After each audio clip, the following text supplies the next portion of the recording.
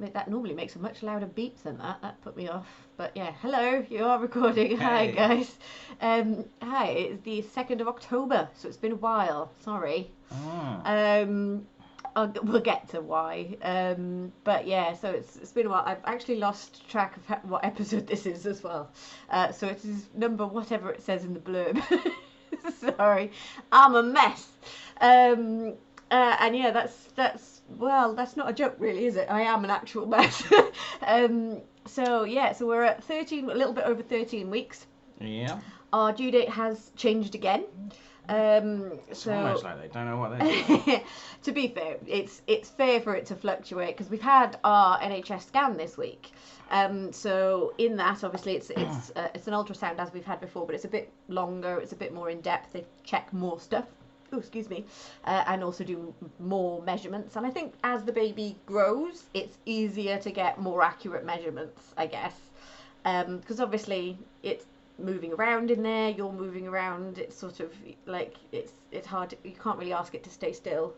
So I think it's more accurate. So it's only changed slightly. So we thought the due date was the 6th of April. It is now wobbled slightly to the 8th of April, which meant I turned 13 weeks on Thursday, which was yesterday. It's Friday today. So it was 13 weeks yesterday. I will say now, you may notice I look a fucking state. That is because I have no energy and I'm not putting a face on, so deal with it. But also, I kind of did want you to see the state of my face. Look at this. This is phenomenal. Look, the level of spots I now have really rivals like the worst part of my teens in terms of full-on painful, itchy acne all around my jawline. And with women, I can't vouch for how it works with men, but with women, sort of hormonal acne tends to be all around the jawline. So just some visible proof of how hormonal I am there. So that's nice. And we've got a wedding to go to in a little over 3 weeks. So I'm hoping I can get a handle on this by then. When you say we've got a wedding to go to, ours, our it's own our wedding. wedding. Yeah. Thankfully, there's not many guests. we got the RSPCA. RSPCA, the RSVP. We've RSVP'd, so we've got to go. We got the invitation and we were like, oh god, no. another wedding? Is there In any way we can get lockdown, out of this? This is a bit, we'll just tell them we're shielding, irresponsible. isn't it? Yeah, no, so we have mentioned before, but yeah, we're doing a tiny little wedding just to get the legality even done, so that we've got a perfectly legitimate baby chopling. So that's in a little over 3 weeks. Well, it's about 3 weeks, dead on, actually. It's the first today, isn't it? Yes. So, it's the second today. So, yeah, 3 weeks from now. So I am hoping that I can get a handle on this. So I've gone crazy with my skincare now. I actually have a skincare routine for the first time, really, ever. Because I'm just sort of a wash your face with soap and water kind of person. I'm quite good at taking my eye makeup off, but that's only because my eyes hurt in the morning otherwise. So yeah, I'm not a proper girly girl in that sense, so I've had to start dealing with this. Also another reason why I don't actually want to be putting full faces of makeup on unless I sort of have to go to work or whatever. So yeah, you're just gonna have to deal with some spots. But yeah, today is going to be a few honesty bombs, I think, today, because like, the temptation is to kind of glorify all of this and be like this, I am a mother goddess and I am handling this all perfectly well and this is all beautiful and lovely and creating life, which is all very nice, but it is not based in reality. I am really struggling now, guys, like, and the one main group of people that I really have a bone to pick with is every one of you bastards who told me I'll feel better as soon as I hit my second trimester, because it's bullshit. Although, actually, I was slightly misunderstanding that to be like when you hit your 12 weeks, but actually it's sort of 12 to 13. So I'm essentially being very impatient. But because I felt so rough from so early on, I have been kind of in my head going, just get to 12 weeks, you'll feel better soon, And all I'm saying to all of you ladies who are expecting or about to try is, don't fucking count on it. because I feel awful. And actually, if anything, I feel a bit worse than I have done.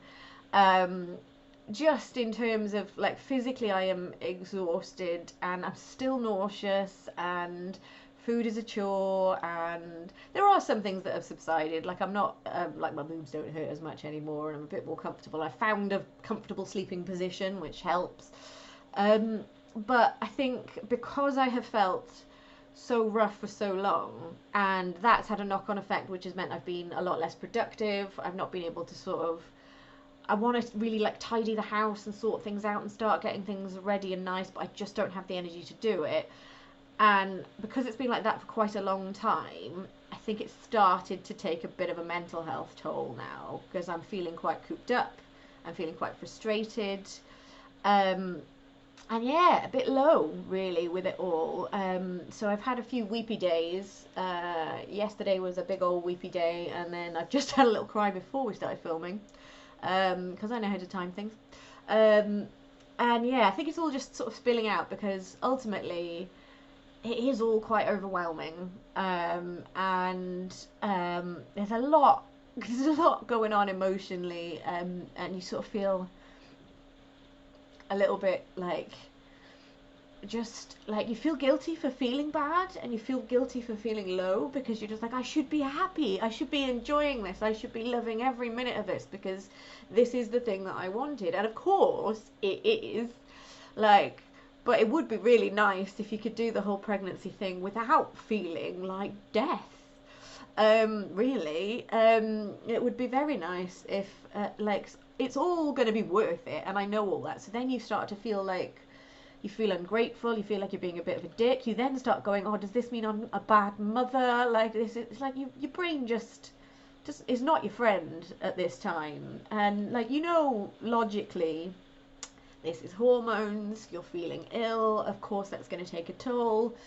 But as anybody who, regardless of pregnancy or not, just who's had any mental health struggles ever, you can't really fight them with logic.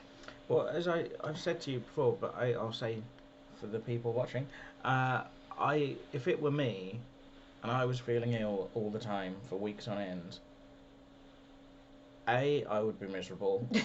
B, you would not hear the end of it. I would not suffer that with any sort of dignity or grace or stoicism. I would just... I do have a feeling it would be written all over your face. It would be vocalised out of my mouth, is what it would be. It would be... Every fibre of my being would be... Well, I feel like I have been like that. That's how I feel like I've been. Like, I feel like I've been really grumpy. I feel like I've been really... I have never once thought that you've behaved in a way that has been like an overreact. Like, occasionally... Oh, there've been some overreactions. Occasionally you've been like more like upset or emotional yeah. about a thing than I would have expected, but... Yeah, well, I'm not really like somebody who sort of bursts into tears at the drop of a hat normally. In terms of like feeling a bit grumpy about feeling ill, yeah, or needing a bit of help, or asking me to do you a favour, or asking you to like, there's never once been a point that I've gone like, well, this is a bit much, or come on, she could do that herself, or like, yeah, oh, I know she's feeling ill, but wind your neck in. Like, it's always felt like, yeah, if I was feeling that ill, I'd want a bit of help, and I'd want someone to maybe sort my dinner for me, and you've been so good. You've been so good. You've not been too demanding though, to be fair. Well, I've sort of, because, and this is sort of perhaps a bit more niche, because this is obviously related to people going through pregnancy who've maybe got sort of chronic health problems, which I do. But I do have history of being ill and needing help, and I don't like it.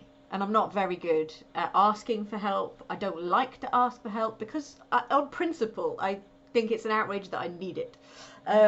So I'm not good at being a sort of good little patient, really, anyway. I sort of resent it. I resent needing that, because I have the attitude of, I should be able to do this, and I get annoyed with myself for needing help. I also don't want to, like, although you've been absolutely fantastic, I don't like to ask you to do things for me. Like, I just don't like to do, no, that's not with you specifically, that's really anyone, I just don't really like to. So it's hard to do it without beating yourself up about it, because like I'm being better than I could be, because I am doing it. I am sort of telling you what I want you to cook for me, and then you cook it like a good one, and then I'm like oh god, my menus are still weird as well, guys. Like, really odd meals. They're very nicely cooked, but the combinations that I am choosing are odd. But you know, whatever works. Literally, whatever works right now, it's fine. Whatever I can stomach.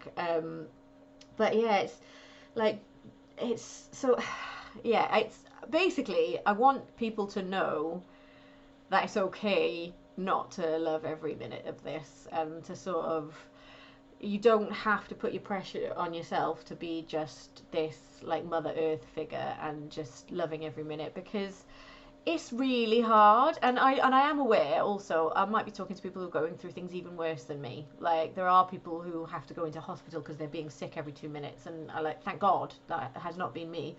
But I've had my own challenges with it, and I feel rough with it. And I think this week, I think like I hit a bit of a, oh, I still feel wretched, and I've got a long stretch ahead of me of being pregnant, and potentially what if I feel wretched the entire time.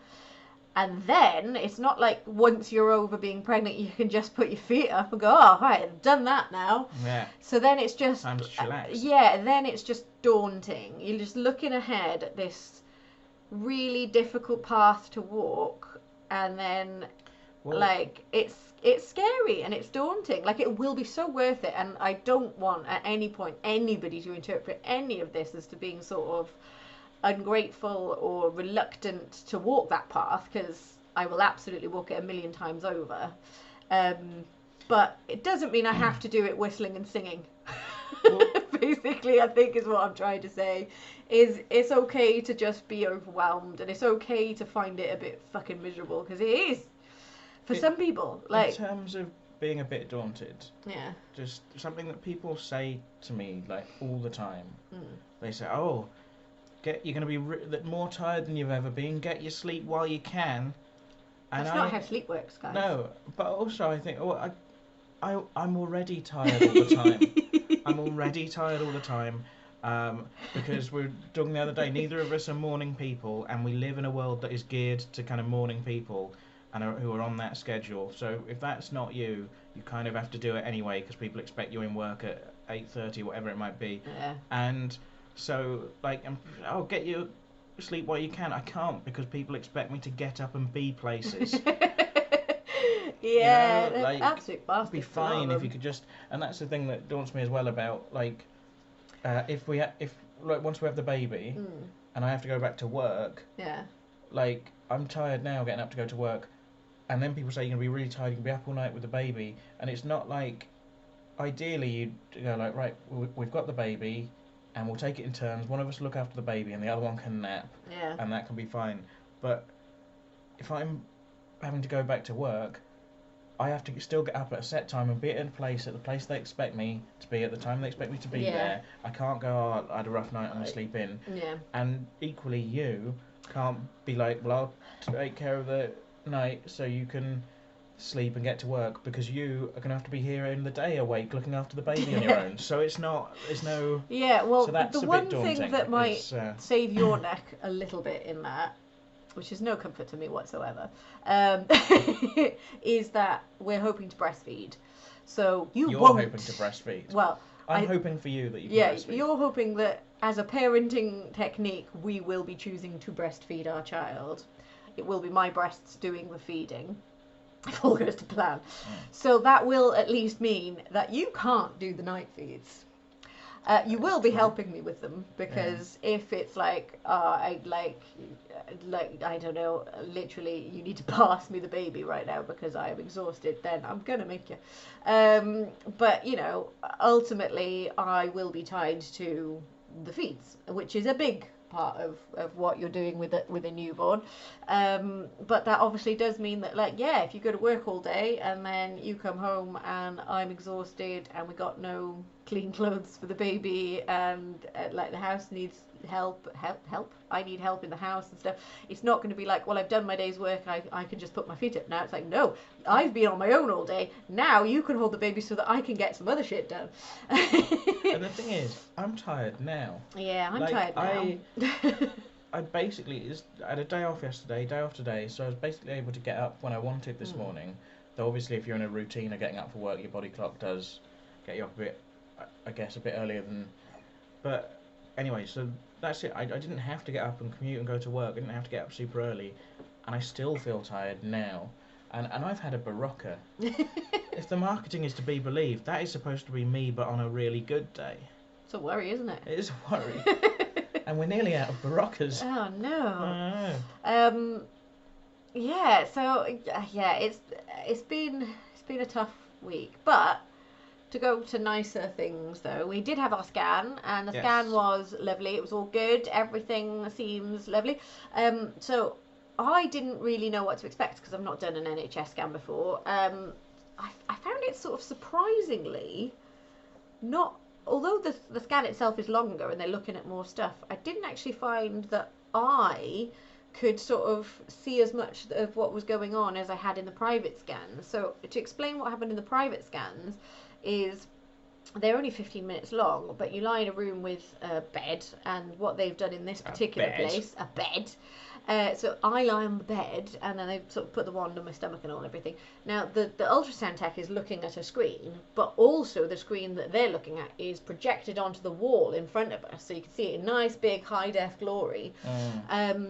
And she was able to then point to things using her like mouse and go like, that's what that is and that's what this is, and sort of we got a really good look at what was happening as she was doing what she was doing. Whereas obviously the NHS one is more for health purposes rather than like a nice... It's not for the bonding with the baby thing, although obviously that is a nice side effect of it. But mainly she's looking at her screen, and a couple of times just kind of tilted it towards us so that we could have a look. But obviously I'm lying in a bed and I'm only sort of seeing it sideways, and I didn't realise really what a bad angle you had on it at the time. Oh, it was really bad. Yeah.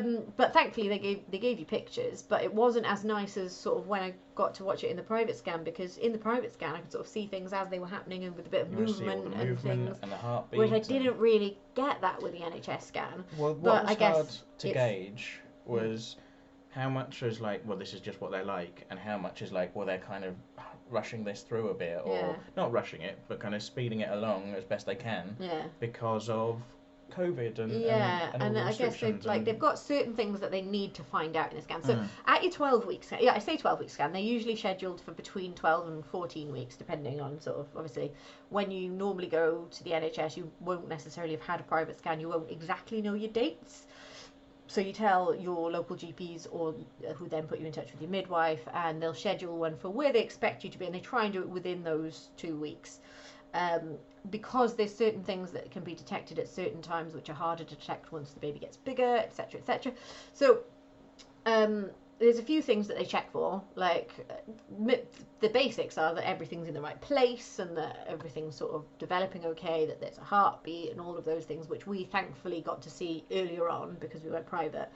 But normally you'd be checking all of that now.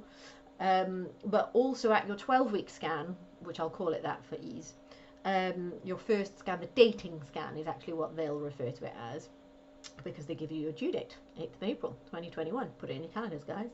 It's going to be a big day. But yeah, so they check. There's also the option to check for other things, sort of health-wise, in the baby. So there's a few things that they can check for at this stage. So there's some things that they'll check for anyway, the sort of your basics that I've just covered, but then there's a few other things that they can check for if you choose to check for them. Now the main three are 3 chromosomal disorders. So the main one that most people have heard of is Down syndrome.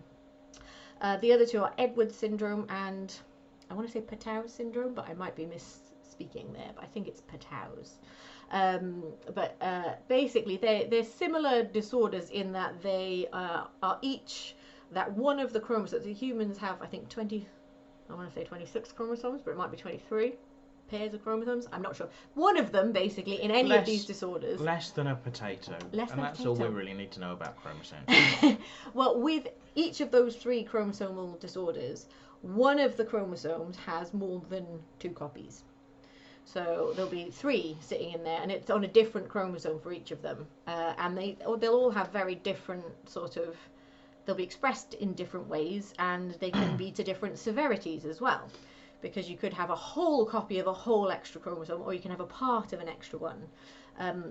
All of them can mean developmental issues for the baby. Some of them can mean that the baby isn't likely to be viable, and others that mean it will have life-limiting conditions, or it's going to affect the baby's life and the baby's prognosis after birth and things like that. So they're optional tests. So the idea being that the tests aren't invasive and have no risk whatsoever. They're basically a blood test and looking at measurements on the ultrasound. The reason why they're only optional, because you'd think, oh, well, if there's no risk, why wouldn't you just do them for everybody? The reason being they're not 100%. What they can do is tell you if you are in the high risk category for one of those 3 chromosomal disorders. If you are in one of those if you come across as high risk, then you have the option of doing another test. That test has risks. So I can understand why some people were like, well, doing that test can have a risk of miscarriage, because basically what they do is I think it's called amniocentesis.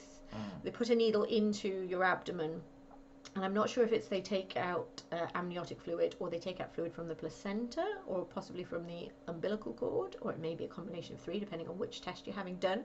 But basically they are putting a needle into your uterus, and that can cause, it's rare, but it can cause miscarriage. So then obviously the argument then is, well, would I want to do the test if it caused a miscarriage? Because then either way, if it came back negative and I didn't need to have that test, that's awful. If it comes back positive, you've then got an awful decision of what you want to do about this, and sort of that's not an easy decision to have. So I can understand why some people sort of think, well, I just don't want to know, and what will be will be. So we decided we'd have the tests, because we figure forewarned is forearmed, and we will cross the bridge if we come to it if there are any unpleasant results. But they would not be easy decisions to have. But that's at this scan that they do those. So we've had the blood tests. The one thing that they do look at on the ultrasound scan, so they do the ultrasound, and the ultrasound tech is obviously they're looking at it and can see what's going on. But then they also send off the scan to the lab for sort of experts to just experts who are only looking for these abnormalities to just have a closer look at. The lady doing our ultrasound tech said everything looked normal. The main thing that they actually measure in this, which is quite interesting, is they look at the back of the neck and they measure the folds in the back of the neck, and certain size or shape of the folds in the back of the neck as the baby's developing, but only I think before 15 weeks, can signal one of these disorders. She said that everything looked normal, which is great. So she didn't say there was nothing of concern to her, but obviously it all goes to the lab for the experts to have a look at. But she didn't see anything of any concern, and that's grand. Obviously she's got no idea what comes through on the blood results either. So we don't have the results to those yet. They will come through in the post.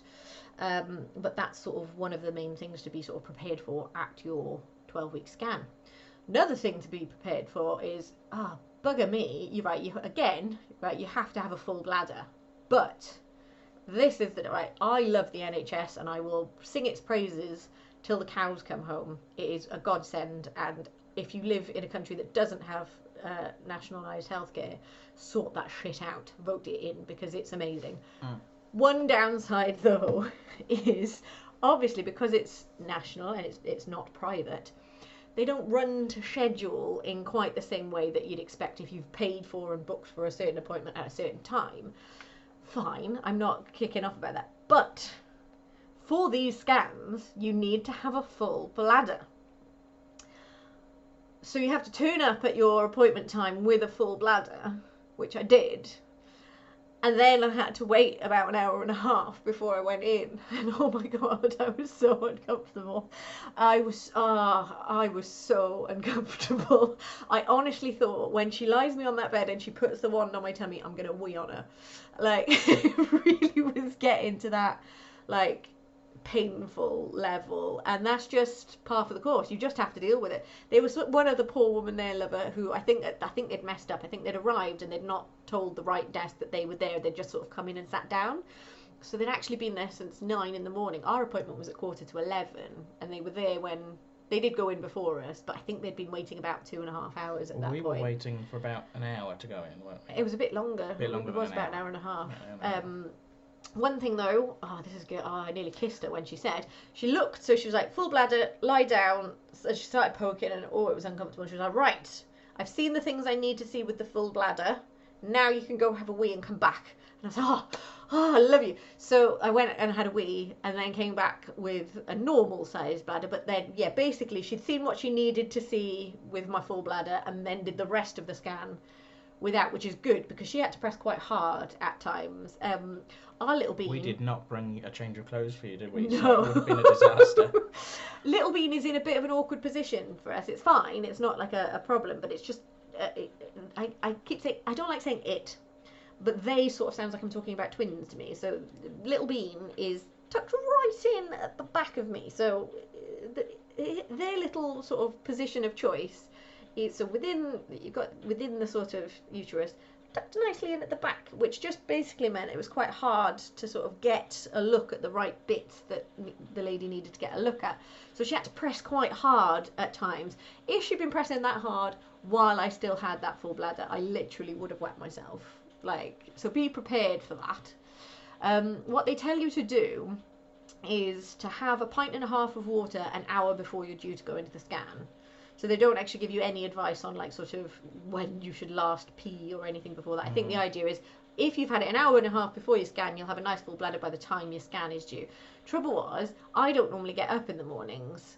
So I had to sort of set an alarm to sort of get up, to drink water, to have enough water in me before the scan. But then I was like, well, I can't not wee first thing in the morning because I've got a whole night's worth of full bladder. But, it was difficult because I was like, well, can I have a little wee and just keep some of it in there? Well, if you'd known, we literally could have taken along 1.5 pints of water, and you could have had that to drink in the car park before we went inside, and then... But it would have been fine. But I don't know, there might be other occasions where they're really on top of things and they just get people. You might have had a few really people not show up or something, and then I could have just gone straight in and then I'd have been scuppered. So it's a real tightrope walk. It's really hard to get the balance right, but just be prepared for that because it's not a lot of fun. They had some restrictions in place, didn't they, because of COVID-19, the ongoing global shit show. Yeah, well that was a bit weird because they've said. So I'll sort of talk about across the board because because of COVID restrictions, they're trying to minimise the number of people that are on site at any one time. So anyone who doesn't have to be there, they've kind of said, don't be here. So at the height of the peak, they basically said partners couldn't come to any of these things. But they've changed the policy on that, rightly so. So partners or birth partners or whoever you've got as your sort of support person can't come to routine appointments, but can come to both the dating scan and the anomaly scan, which is usually at around about 20 weeks. Is that the one where we find out the gender? You could potentially find out the gender, but the sex, not the gender. But yeah, the reason they've said that is the main reason they've said is actually because at those scans there's a chance that the mother might need some additional support. So the idea being then that they may have found something unpleasant. But they've also realised that not having partners along the way has been quite detrimental to partners bonding with babies, and it's sort of been very difficult. They weren't allowing the partners to be at the births at all at one point, and then they were saying you can be at the active labour, but basically half an hour after the birth you've got to go. That's going to be hard. Well, hopefully, still like that. Well, obviously we don't know. I think they've relaxed it slightly. It's still only active labour, so basically, if I am not sort of having contractions but my water breaks or something, I might have to go to hospital, and then they call you when it starts to get to the point where it's like, oh right, yeah, we're getting there. Also, if I had to be induced, like you might be induced and you might be 3 or 4 days before you actually get to the point where you're actually about to give birth, and they can't have you hanging around for all those 4 days apparently.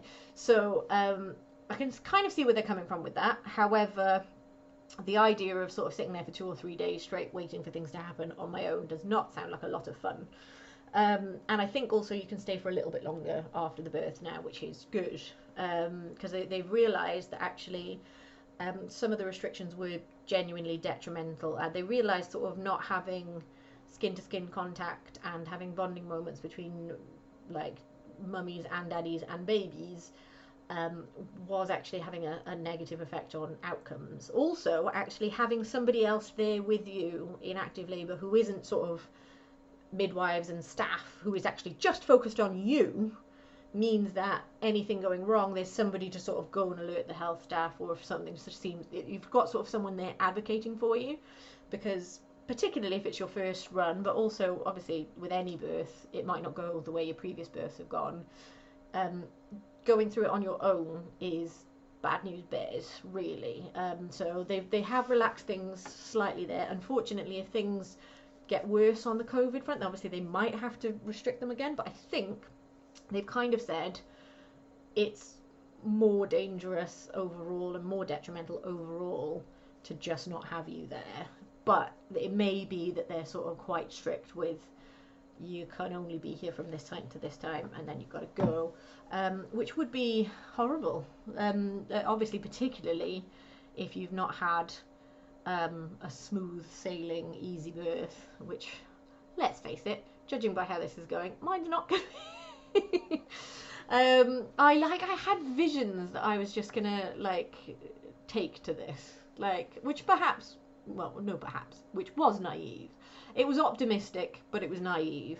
But you hear sort of some people who just love being pregnant and just sail through it and feel fantastic. And I hate those people.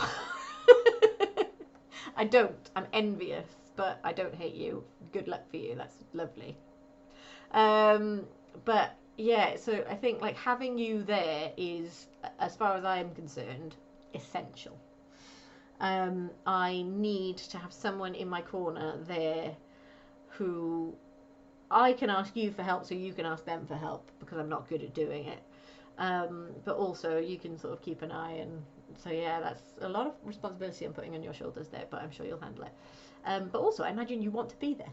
Yes. Well, I mean, the idea of having to leave after half an hour feels like you've just got this baby that maybe grabbed your finger for the first time, and you're filled with love, and then it's like, all right, see ya. Off you fuck. Oh. Yeah, like that is, because like half an hour, that's very short amount of time, because also like I assume that's half an hour after everything, because you have the baby and then you're still like doing afterbirth and thing for a while. I assume they mean like after all of that's finished and you're just holding baby. But how long generally would you be in the hospital then before you get to come home? Really depends on what kind of birth you've had. Because that's the other thing is sort of going, I would have like say a fortnight off work. But if I'm in hospital for a few days and you're not allowed to visit, you're like, I can't visit. I don't get to see the baby. I don't get to be with you. I'm just kicking my heels at home. Yeah, you'd be like, I might as well go back to work for a couple of days. Can I work now and have other tack that onto the end? I think you can actually choose when paternity starts, so potentially you could. Potentially, but it's hard to judge because you don't know what sort of birth you're going to have and what aftercare you're going to need. Well, yeah, so it really varies, because if you have like smooth sailing and literally everything goes perfectly and you don't need stitches afterwards and you haven't had an epidural, then technically you can go home within a few hours. Like that feels bold and brave, but you can. But obviously if you've had a C-section, you've got to be in and rest up for a while. Same with if you had an epidural. Basically, if you had an epidural, I didn't know what they were, actually. I did know before I got pregnant, but I didn't, so you hear, oh, for God's sake, give me the epidural kind of talk. I just assumed it was just drugs, which it technically is, but it's drugs injected into your spinal column. So around about halfway down your back, and basically you can't feel anything from there down. Just kind of deadens all your feedback from your spine. So you can feel like you're told when to push, and you push, but you're not feeling the contractions and you're not feeling the pain. sounds good to me. But it does mean that you can't feel your legs, so you can't walk or anything until that's all worn off. So they're not going to send you home if you're still like can't feel your feet. Because the other thing is, if you say you were in hospital for a couple of days, Yeah. and you're there with the baby, but obviously at some time you need to rest and sleep and things. And at that point, I could, if I was there, I could be there like holding the baby, making sure I get some skin to skin contact and all those things. And I think that's sort of ideal, is what you want to be able to happen. And fingers crossed we will, because timings are a bit strange, because it does look like we're probably heading to a second wave of COVID. Obviously that's shit. That's us ultimately shit. But if we're talking just about from our point of view, judging purely by the timeline of the last big wave, hopefully we would be over the worst of it by the time our time to have baby comes. Obviously, baby could come in, or wave could last longer. We don't know. But yeah, so I if I was sort of due mid-December, I'd be breaking it, because I think you just have to have your support network in the hospital with you, and the idea of you being sent home and me being there left literally holding the baby while recovering from labour, and just you not being there, I would just be permanently on FaceTime to you, even if I was literally like asleep. I'm just gonna have it on and be like, stay with me. Because I think it's hard. It's got to be really hard for the partners to be like, here's my baby, I got to leave you now, and see you when you're allowed to come home. So that's tough. But I think they're aware of how tough that is, and so they are doing what they can to. Also, another thing that they're doing is obviously that they're checking temperature. They were doing all of this. So I should say at the scan also they took bloods. They also took a urine test, and they took my blood pressure, which was all fine. I was quite pleased actually. My blood pressure was basically bang on what it should be. It was like 116/78. I was like, oh, well done, Ellie. Because I felt like it would be high, because I'm stressed and overwhelmed and not very happy. But no, bang on. But also, if I have to come home on my own and you're at the hospital with the baby, who's gonna make me a cup of tea when I get in? You don't even drink tea. Nobody's buying your bullshit right now. Okay. But who's gonna cook my dinner? What's gonna happen? You. Oh, what? Like normal. Oh yeah. So. I don't make myself out to be a very good little housewife, but I'm not really, am I? I don't do any of the traditional housewifey stuff. You do all the things I want. Do I? Yeah. Used to me. Lucky man.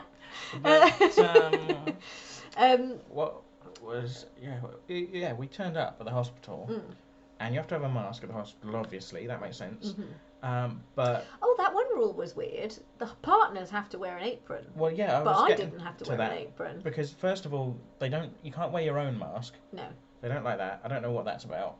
I think they need them to be surgical grade, so but mine was a surgical mask. Yeah. It was the same brand actually. It was because the stuff I have to use for work, so it was surgical grade. But she was like, "Is that one of ours or is that one of yours?" I was like, "Oh, it's mine." She was like, "Can you wear one of ours, please?" So we put our new masks on, and then she said, "Oh, partners have to wear a apron." So I had to put on a thin plastic apron. What was that? You might have someone wear it where he works at a deli counter, I guess, might have on, and I'm fine. And we have to wear those at work at the moment as well. And I'm all for PPE, but it was a bit odd when you sat in a waiting room with people, and there's just a whole load of women sat around without aprons, and then maybe 3 men, and we've got aprons on. And you go, what is this protecting here? What is that? What touch-to-touch contact is that stopping? Yeah, and if it's useful for people to have an apron, great. But then you could have had an apron. I could have got up and used the can machine, because there was sort of snack machines there, and it's like, well.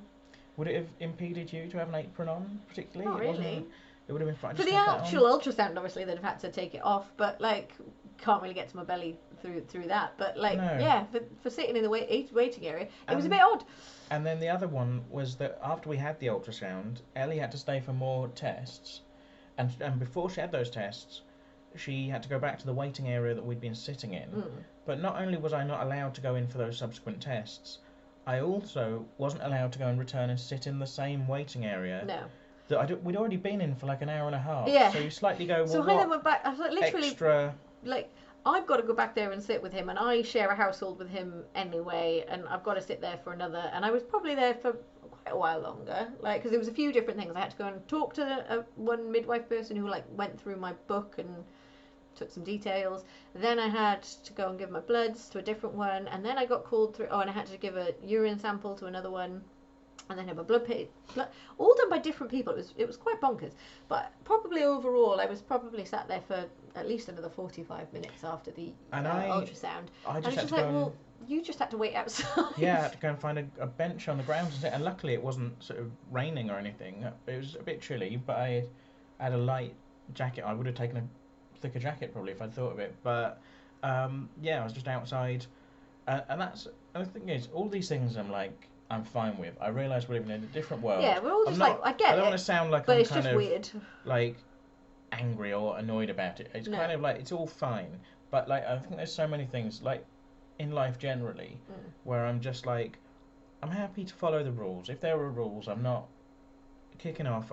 But I like to understand the rules. Yeah. You know, and you don't want to feel like a child whose parents go, well, you've got to do this. But why? Because I say so. Yeah. You know, I want to know. I'm an adult. Explain to me the reasoning, and then I'll go, oh yeah, that makes sense. Yeah. But I just like to I'm understand exactly the things. same. And I'm exactly the same. And when it feels like it doesn't make sense is when you're sort of then like a bit like. Yeah. Really? And no one like just explains or gives any sort of reason or rationale. They could have something printed on the walls just sort of saying we have to do this because of these reasons or whatever. But I don't know. But one thing that genuinely did annoy me about a hospital visit, and look, we support the NHS, and Absolutely. we especially during everything that's been going on this year, we support NHS workers, and and like I say, we're not going to complain about having to conform to sort of various rules and things to keep people safe due to COVID-19 and all those things. We will go along with. We might be a bit baffled, which we'll talk about here, but we're not going to complain. We're not going to have a go at the staff. We're not going to whatever. We're going to go along with it. But when we turned up at the hospital, and you have to, and there's like a perimeter wall around the outside of the hospital. And you have to go in, you get to like a gap in the perimeter wall, and there's a staircase, and like immediately, quite a narrow staircase. And sat on those stairs, or clustered around the bottom of those stairs, were a bunch of hospital staff in scrubs. I don't know what their roles were, I don't know who they were, but they were smoking. You're not allowed to smoke on the grounds, which is why they've gone to the bottom of the steps, but it's a bottleneck. So it ends up, there's a bunch of people who work for the hospital, they're in hospital uniform, outside the front of the hospital entrance, all smoking. And not socially distancing for a and start, not wearing masks. Right, you for can't a start, smoke and wear a mask. If you turned up at like a shop or a restaurant, and the staff from that shop or restaurant who were on their break were all stood around the front entrance having a smoke, that's not a good look, is it? Like they'd get a bollocking from their managers. Like, I don't smoke, but if I went out the front of where I work and was having a smoke, my bosses would not be happy with me doing that. That's not. So I didn't mind the smoking. It was the not social distancing that bothered me, because we kind of like got there and we're like nobody moved. But the smoking makes that worse though, because smoking literally you can't wear a mask. So we're about to go into this hospital with a bunch of pregnant people who are all trying to look after themselves, and in the hospital we've all got to wear these hospital grade masks, but then we have to pass through this sort of barrage of smokers who can't wear a mask because they're smoking, and they're literally sort of blowing air out of their mouths around, because that's what smoking is. All I needed them to do was to not sit on the steps and to actually stand on the pavement outside and socially distance and smoke away to their heart's content. And be aware of people around them and social distancing. Having to go into a bottleneck where people were smoking in a small space, and we're just like, okay guys, that's not great, is it? No, we're trying to stay socially distanced and wear our masks as much as possible and be sensible. And any situation that you find yourself in where you're kind of forced to not socially distanced, but it just seemed like the worst and I'm not saying NHS staff shouldn't be allowed a cigarette break if that's what they're into, but maybe they should be given a place, like just a patch on the grounds which would be away from the hospital, but like so it's not going to come in through windows or anything. I don't know why it can't be on hospital grounds, but isn't going to be where people have to walk back and forth. That was the only bit. I'm not going to begrudge. It's a hard job, and if you smoke, like I get like fine, whatever. Also, go for they your life, don't know you're pregnant. For all they know, you could have an underlying health condition, something with your lungs or whatever that they don't know about, and you've been staying at home in the house isolating. But hey, you've got to come for your scan. And they're just sitting around paying no mind. And I'm not gonna lie, it really annoyed me. Really I did have to sort of have a little word with you on the way in, didn't I? Because he was having. No, it's. I agree. Because we're essentially on exactly the same page. But you were having a curmudgeonly grump on the way in, and I did have to just sort of go. Rightfully so. Rightfully so, but I did have to sort of go. Can we not? Because I get quite nervous before scans, and I was just like, I need to just not be thinking about grumpy things. So, but I get it. Like, it is frustrating, but that's just a rule. Generally, I'm finding really frustrating people not socially distancing, and obviously, the stakes are higher now. And now I'm like, because previously I was like, okay, chances are if I get it, I'll be miserable for a few days, but I'll be fine. But obviously now I'm pregnant, I can't risk anything that's going to jeopardize my health, because that might affect the health of Babbins, that is not a risk I am willing to take. Now more than ever, we don't want to get ill, because it's not just us we need to worry about anymore. And got a very valuable passenger. Yeah, and I mentioned this on our other vlog, I think, but I had it at the station where a member of staff told me off for going the wrong way down the stairs, but I'd only gone to the wrong side of the staircase because I was trying to keep away from him because he was wearing his mask under his nose, and I didn't want to get breathed on by a member of staff. So. Wear your mask properly then, fella. Yeah. People are annoying. So we should probably wrap things up soon. We've been chatting away for a long while. All right. I appreciate these vlogs are trending longer, I think, than the previous one, but we're not recording every day like before, so I guess we've got a few more things to catch up on and cram in. Yeah, and today was an important one because I wanted to just be honest about it, because I kind of think, like, I've been really bubbly and happy in all of these, and I am, but it's kind of important to see the real side of it as well, and like not beat yourself up if you're feeling that, because it's fine. Like, it doesn't affect that. It doesn't mean that I'm not excited, and it doesn't mean that I'm not happy. It means I'm not happy in and of the moment. So, but yeah, it's just I wanted to sort of have a big old honest. But we hope you guys don't mind that these are a little bit longer than maybe you're used to. But also, we're not putting them out quite so frequently, so maybe listen to half one day and then half the next day, spread them out. I don't know. But I think I want to say something positive to end on like a positive, upbeat note. Go for it. So basically, because unlike Ellie, I'm happy to say that I've not been having nausea and all these kind of symptoms and stuff.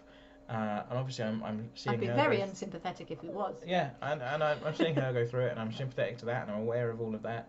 But also, for being the dad, and you're not having any of the physical symptoms, and it still feels quite abstract, and it doesn't quite feel real. Yeah.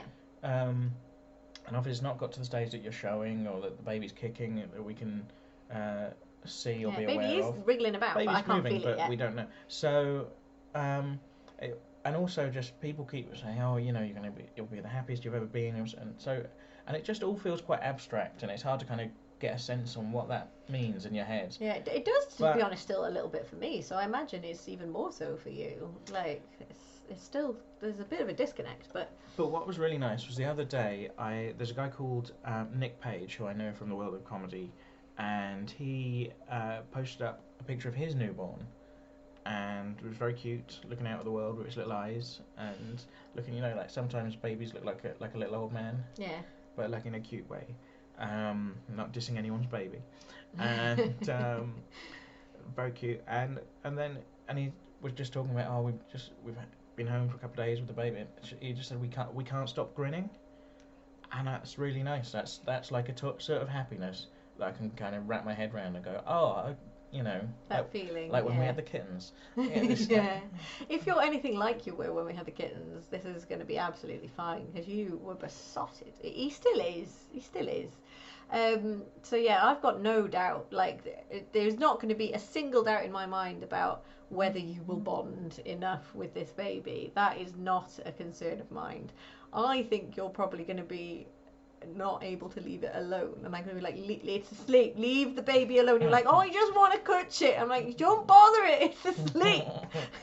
That's what I'm like with the cats. Yeah. I'm like, if you wake that up and it starts crying, you're dealing with it. But you are gonna be like, oh, it's just a little one. Yeah, well, again, especially because like if I'm coming home from work and I'm gonna be like, it needs to be doing the stuff now while I'm here, because I can't have it be doing the interesting stuff while I'm at work. That's not on. But yeah, if you're gonna be lush, it's like you're so sweet and excited, and it's adorable. And yeah, I'm getting like that with any posts with babies in, or even just young children. I'm absolutely a gooey mess. Well, you shared a video with me the other day, which you knew was gonna just. It ticked so many boxes, guys. I might put the link to it in the blurb because it was good. But yeah, Well, do you want to describe? It was I knew what I was doing. It was a video. It was called like the stages of falling in love with your new little sister or something. It was called. To that effect. To that effect, and it was a cat being introduced to a new baby in the house. Yeah. And then the cat like being a bit dubious. Beginning with quite scared. And like sort of sniffing the baby and then backing off, and then just progresses to the cat just sitting in the baby's seat, the special baby rocker. Sort of. The cat's just going, no, I'm here now, and the baby's just on the sofa next to it, so looking at the rocker, going, oh, okay, I guess I'm here now.